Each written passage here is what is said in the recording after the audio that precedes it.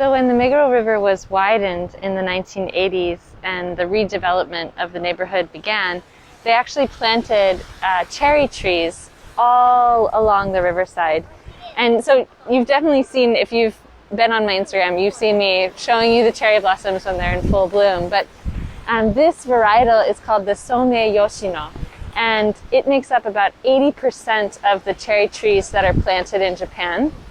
And that's not because of, like, oh, it's the easiest to grow or anything like that. It was just, when it was developed in the 1800s, it became one of the emperor's favorites. And so because it's thought to be more beautiful than other types of cherries, it's grown and planted the most frequently.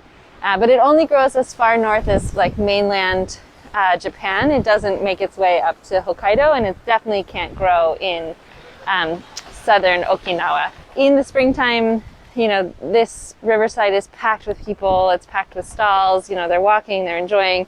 I always say that you don't ever see a frown when somebody's under the cherry blossom trees. And I did talk about this once before, but the practice of sitting and watching cherry blossoms came over to us from China. And when it was practiced in China, it was actually sitting and watching the plum blossoms. But when they entered the Heian era and they stopped sending envoys over to China to study their culture, they switched it up to make it more of their own so that it could be Japanese. And there's been some really famous hanami. There was one that was like 5 days long with over 5,000 people with music and poetry writing. And I think that one was in 1594. But, this tradition of us gathering under the trees and celebrating together has been going on in Japan for so long. And I look forward to it continuing for so many more years to come.